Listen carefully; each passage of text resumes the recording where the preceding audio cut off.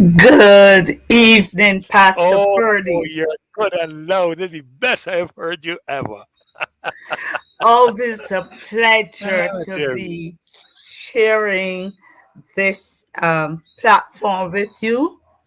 And I do hope that the noises in the countryside are not too distracting. Absolutely not. There are music to our ears, I can tell you.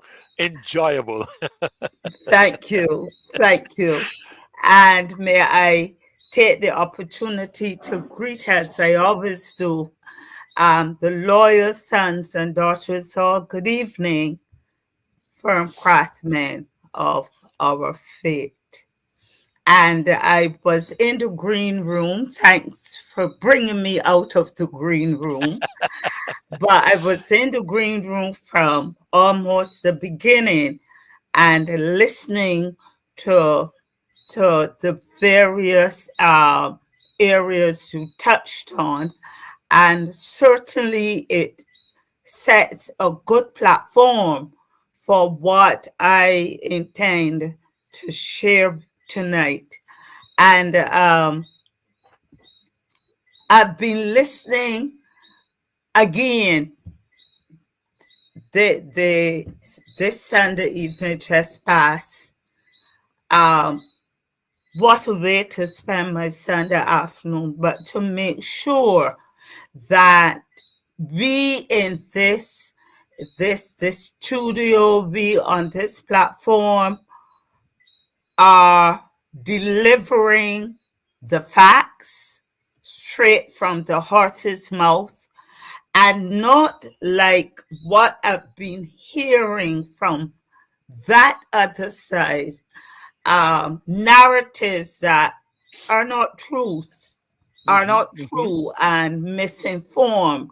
So I know I would have heard like there were people in the various social media uh, denying or refuting that the prime minister did say that Mr. John could go down where she come from. I heard it live. I was listening after I had stopped listening after the DLP had finished. I switched to them because Pastor Ferdy, I want to be fair and bring a balance to any presentation that I offer.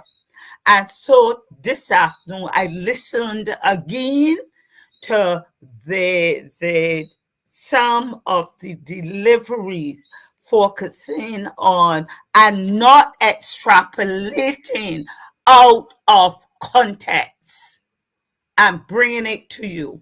So please, tonight I want to speak um, not on what I had planned before or would have sent you in my summary. It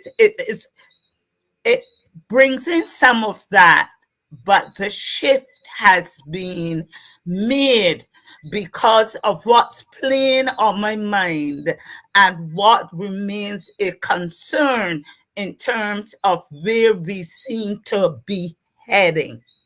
So could do you have the document I sent? I believe I do. I'm going to add it to the show. Look, it's Um, here. It's here on the screen. right now, here's the thing. Good. Here's the thing I now have to learn. I have to learn how to get it bigger. So let me see if I can get that done while you are speaking. Yes, please. And this session tonight, my topic tonight, is based on what I would have heard in the delivery, passionate, uh, bold, um, overly confident, quite in her inevitable fashion from the Honorable Senator. I don't know all the titles to give to her, Ambassador Sherpa Liz Thompson.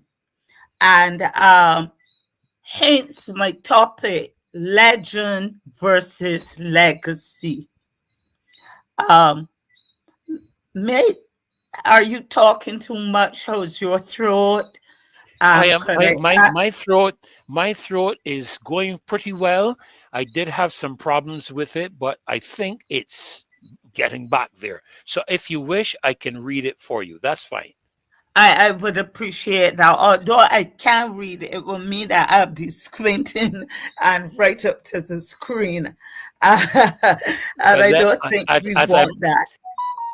right All as right. I'm reading it, I'm going to see if I can enlarge in it, but I'll just keep reading it. I'm not the expert at these things, but I think Dave will be joining us shortly and he'll take over. But let me try And to read. your voice is so much better than mine in terms of your reading and use of I know, your I don't know. tone. The people they like to hear you more than me, so I don't know. But I can So go ahead and read it for over you. to you, Yes, sir. right. Legend versus legacy. A legacy is something that is passed down from the past, whether it's physical assets like money or property, or intangible things like values, beliefs, or achievements.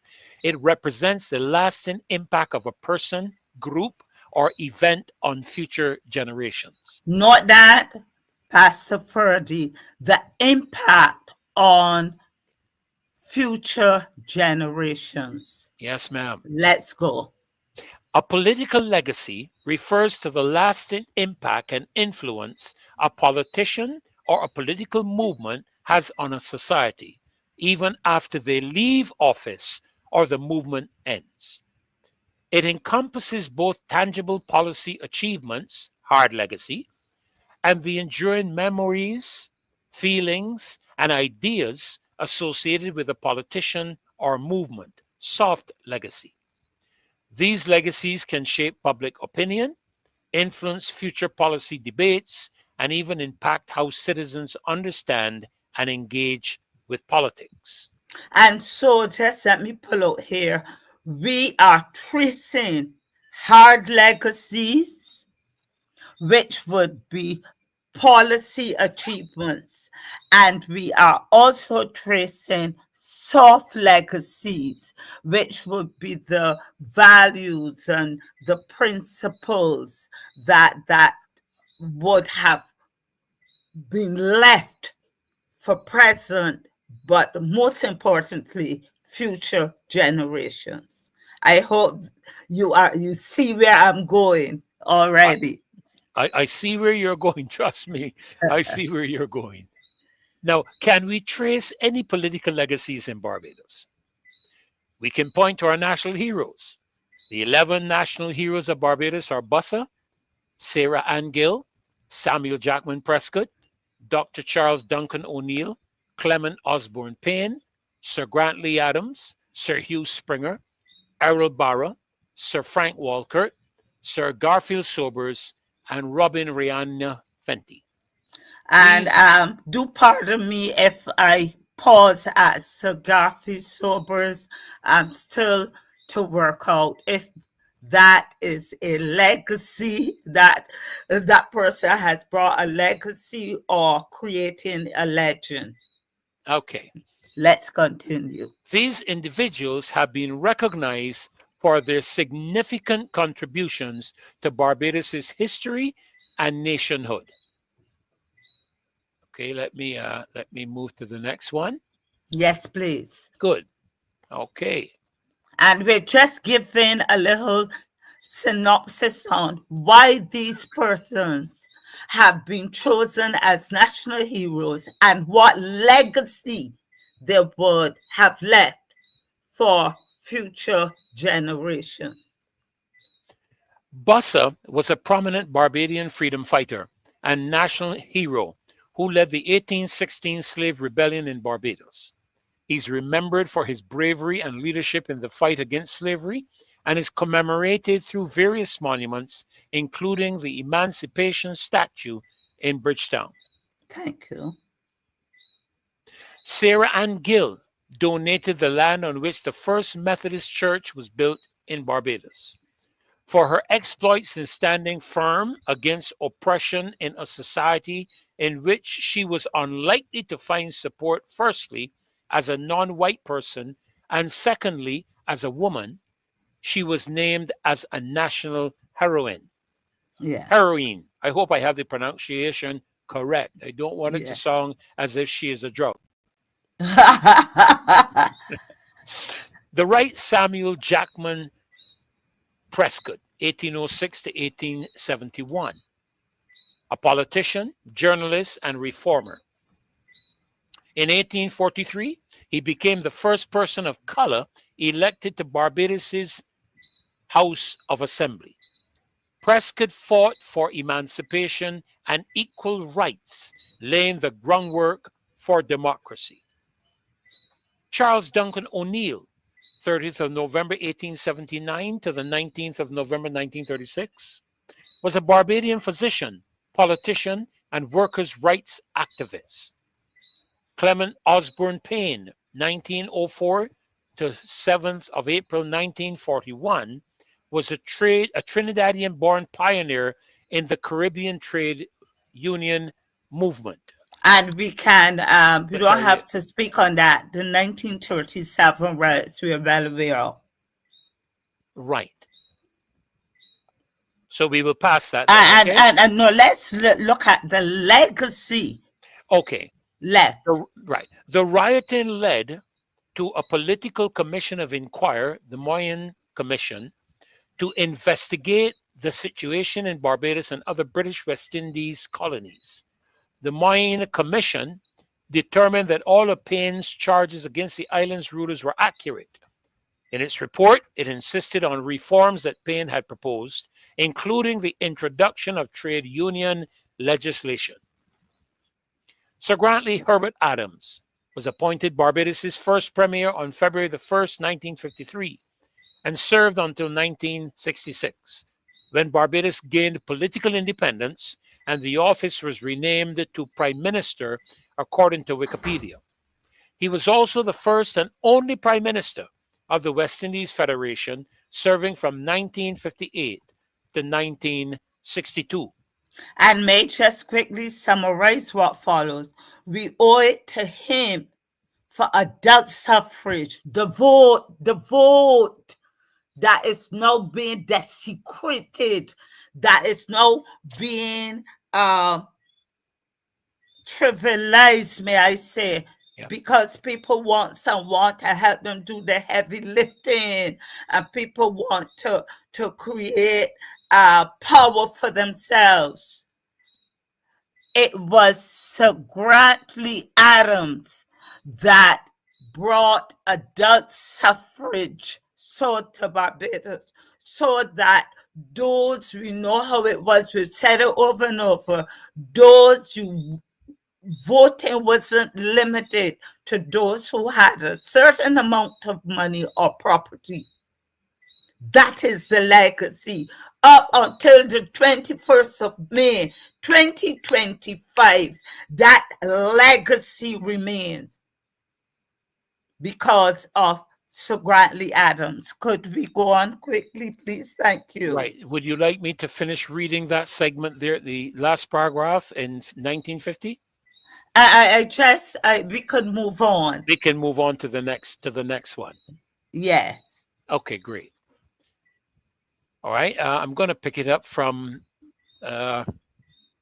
Amendment Act, the people, the representation of the People Amendment Act of 1950 gave all persons aged 21 and over the right to vote without any income or property qualification, and to contest elections also without any income or property qualification. Errol Barrow is a national hero in Barbados, largely due to his significant role in the nation's journey toward independence and his leadership as the first prime minister. He's often referred to as the father of independence because of his consistent advocacy for self-governance and his instrumental leadership in achieving it in 1966. Barrow's commitment to Barbadian sovereignty and his impactful political career have cemented his place as a revered figure in the country's history. And I may interject here and summarize. His legacy remains. How can we ever forget that on soon after independence, he stood in the UN chambers, headquarters, and he declared, "Friends They of must stay all, above. satellites of Satellites of none. none." How could we ever forget that? His legacy remains when he asks us, "What is your mirror image? What mirror image do you have of yourself?" His legacy remains as the one who sought to have universal education accessible from primary through tertiary, with BCC providing sixth form education and other for those who could not make it into the limited places in the schools that existed.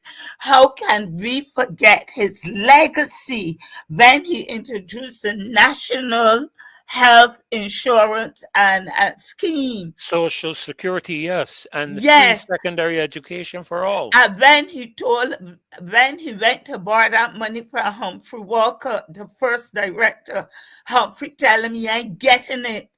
And he did not fire Humphrey. He called him back and said, "Look, remember who you're talking to. But I'm glad that you're protecting the people's money."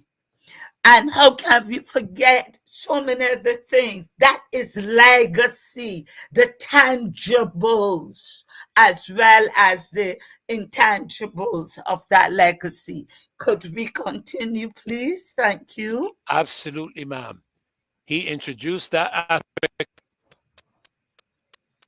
secondary education, introduced school meals on an improved nutritional basis, and that secondary education would be free, and subsequently tertiary education would be free of charge.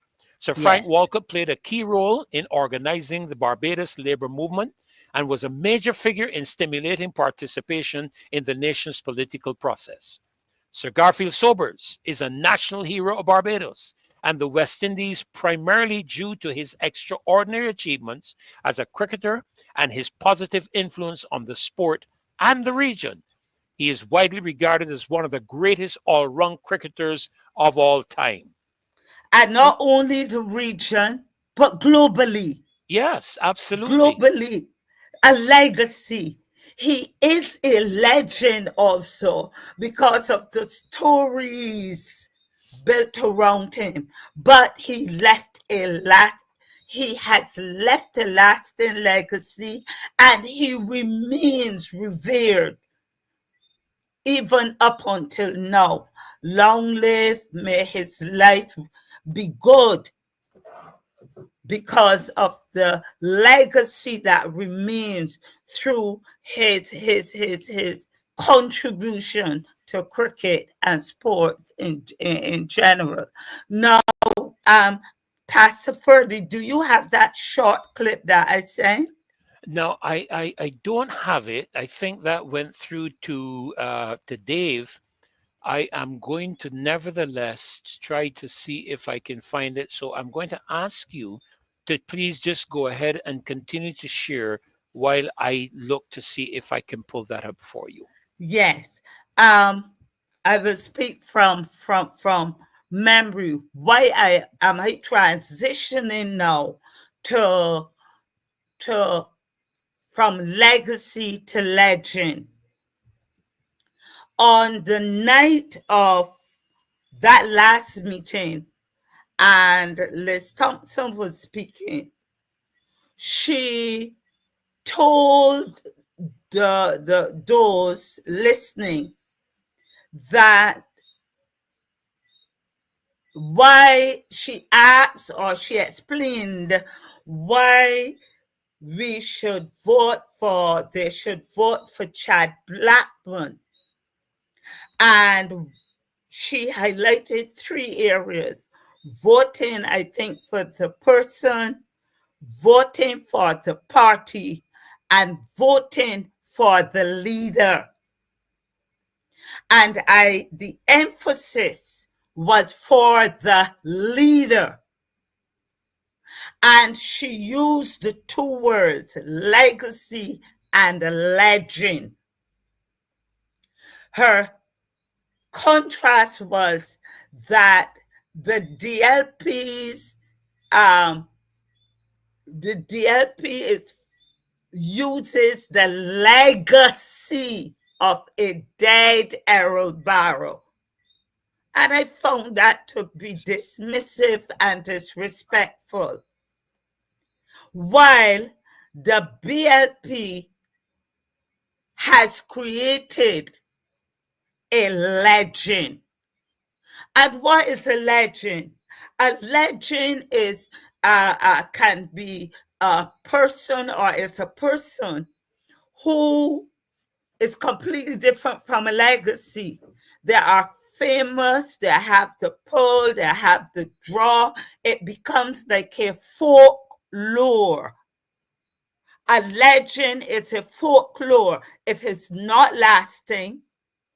It is not something that's tangible. It goes by hearsay. It is that meeting, that last campaign meeting, Pastor Ferdy.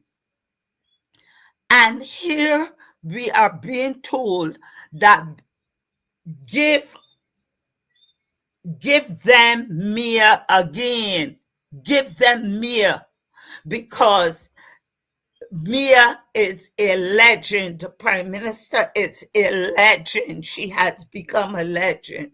What do we want? A legend or a legacy? But I did say, and it could be a bit facetious, but not disrespectful, that what legacy is being left by her for us, future generations. That legacy, I dare say, would be debt and more debt and more debt and more debt. The legacy that is being left for us is that our prime land, and let us talk about the old General Hospital, has been given away. That is the legend. So a story will be told. When people pass and they see the Fritzen Bank, they say, see that land? That was the old General Hospital. But a Prime Minister called Mia Motley gave it away to the Fritzen Bank, give it away for Fritzen Bank to set up what you see now. That would be a folklore, in my opinion. Or if it is considered a legacy that is not for future generation, nothing permanent for future generation, but given away. So could we see what Liz Thompson had said?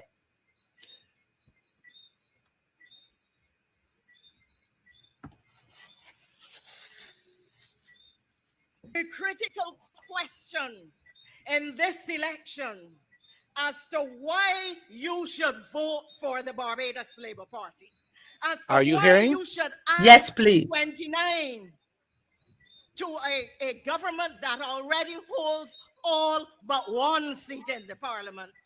I say to you two things. Three, actually. We have the best candidate in the race. We have the best party in the race. We have the best leader in the Caribbean.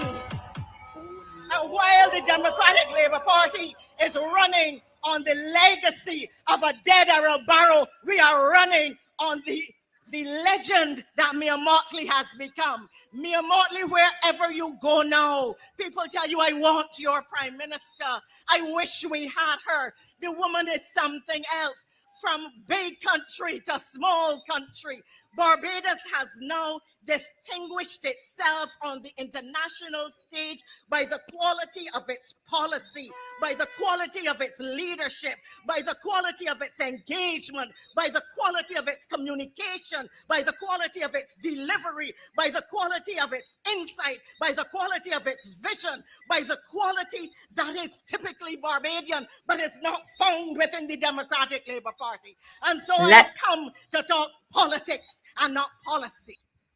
let's stop there. So wait a minute. Let me see if I get this thing right. So prior to Mia Motley, Barbados had no international recognition or nobody on the nation in an international arena that brought Barbados into the respect of the global. This woman is riding on the coattails of people like Errol Barra, who spoke in the UN, clear as daylight. Tom Adams, Owen Arthur, these were men respected to the point where the president of the United States of America, I remember when he sought to implement the shipwriters agreement, and Glenn is going to be with us shortly, and he can tell you whether I'm saying is true or not. When he sought to implement the shipwriters agreement in the Caribbean, giving the United States the right to enter our sovereign waters without our consent, Owen Arthur told the president of America cannot happen in Barbados. And the president of the United States of America had to respect Owen Seymour Arthur. You're telling me that we have only now come to the global environment. Let me make it very clear. That nonsense that Liz Thompson is espousing has to do with the climate change activism of the Prime Minister. If it was not for that fact, she would not be even known globally. Nothing to do with Barbados. She has not promoted Barbados. I have listened to her speeches overseas. Anybody can pull them up and tell me how much you hear her talk about this country compared to how much she talks about climate change. That is what brought her to the global environment. We are not going to take away the fact that she can speak well, but speaking well and having plan and vision and implementation are two different things altogether. Please don't get me upset. Go ahead, Could we Rose. thank you. I was going to say similar sentiments, similar concerns, similar remarks. That Disrespectful. and on you did you hear Liz Thompson, the manner in which she spoke about the dead Errol Barrow? That's Yes. derision. That's derisive. So then what we have is the dead Grantley Adams. He had That nothing to do. yes. He had nothing to do with where the BLP is now. Tom Adams, the dead Tom Adams, had nothing to do with where the BLP is now. The dead Owen Arthur has nothing to do with how the BLP is now. Everything is about Mia Amor Motley. What rubbish are we hearing? Are we really going to subscribe to this stupidity? Are we so silly as a country to denigrate and dismiss the legacy of our leaders, both DLP and BLP, and bring everything now as though all of a sudden Barbados has suddenly arrived on the scene because of Mia Amor Motley? That is why she's trying to get rid of the legacy by implementing all this republic issues under her guise, and that is why they wanted to get rid of Independence Day, so that in the future my great-grandchildren would only know about Mia Amor Motley. Well, I'm going to tell you, not going to happen under my watch. Sorry. And thank you for Don't inputting. get, please don't get me upset. I want to And keep could cool. could we quickly ask you to wrap up for us on the legend? Who or what is a legend? And I'm asking out there, and I'm throwing it out because I know they're listening. I would prefer legacy. I would prefer the pillars on which this country have been set upon, established, developed in the name of legacy than in the creation of a legend. Could you tell us what is a legend at the end, at the very end? At the very end, let me bring it up for you. And since you've given me the honor of closing, I'm going closing this segment. I see Glenn is in the green room, and I'm going Yes, to please. Glenn, just give me a thumbs up if it's okay for me to bring you in. Great. I want to bring you in, Glenn, and welcome this evening to the Marcia Week show. Uh, Rose has given me the honor and privilege of just closing off this section, but I cannot believe, Glenn, the total ludicrous expressions that I have heard with regards to the past of our political landscape in Barbados. But let me do what um, Rose has asked me to do, and that is to read the last slide. In that, as you can see it there on the screen, I trust you all can see it. It says there, and I'm quoting it: the Britannica Dictionary defines legend as someone who is famous and admired, usually because of their ability in a particular area. A legend is someone who leaves their mark by creating energizing ripples around them. A story from the past that is believed by many people but cannot be proven to be true. A famous or important person who is known for doing something extremely well. So we see the difference between what legacy and legend. One, the Britannica Dictionary speaks to it as someone who creates a ripple. I don't want a ripple. I want when that person goes that we can see what they have done, that future generations can benefit from and can continue respectfully, not in a denigrating manner or dismissive manner as we would have heard from the platform. And I would also want to ask the question, what legacy is going to be left on by this prime minister? And the legacy will be what? Debt, debt, debt. I'm more dead. A loss of political will, voter apathy, a loss of democracy as we know it, and a loss of Barbadian identity. The Barbadian identity and psyche. That will be the legacy. I am feeling it. I am seeing it. And that person is still well and alive. Yes, And we yes. would have seen the legacy that would have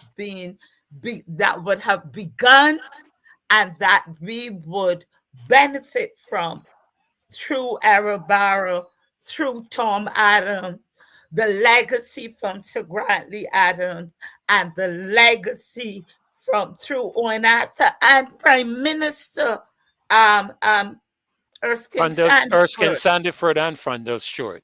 Well, Rose, I We will can tell you see this. it. I will We tell you can see this. it. So We I can see. thank you very much for the opportunity to share. I just want to stimulate some discussion. I just want persons to understand that the aim is to create a legend and present the legend to the world more than leave a legacy that is sure and sustainable in our country, Barbados. Thank Barbados. Well, you very much. thank you so very much, I Rose. I recall that when the leader of the opposition spoke about the common entrance exam, he said that the day the child was failing before the day of the exam, and that is significant. We need to look at the indicators. I would like to know what are the yardsticks, the progression, how it's managed within the system. And it is bigger than the common entrance. And getting rid of the common entrance exam as a means of transfer. But we need to look at that. A lot goes on in early childhood education. My concern is what happens when that child transitions from early childhood into the primary school system. And for me, I believe that it is curriculum overload. I think the curriculum at primary school needs to be critiqued, re-examined, and again, what is required, the basics. What must a child have in preparation for transition to secondary school to ensure a successful transition, however that is determined, but most importantly, that child's performance at secondary school. And I know the emphasis is on technology. I know we're looking at AI and robotics and all of these um, new areas within the curriculum beginning at primary school level. But I do believe we need to get back to the basics, using the technology in a what's the word?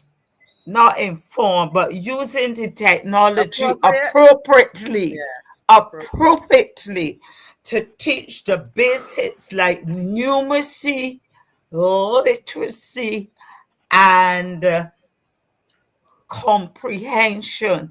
I hear they talk a lot about critical thinking. You know that critical thinking. Comprehension.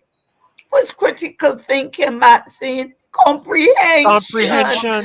And Yeah. what I am talking about is the higher order skills in comprehension, such Right. as making inferences. Why do you think? Why did it happen? What could have been done differently? If you were in that position, what would you have done? That, What would you have said?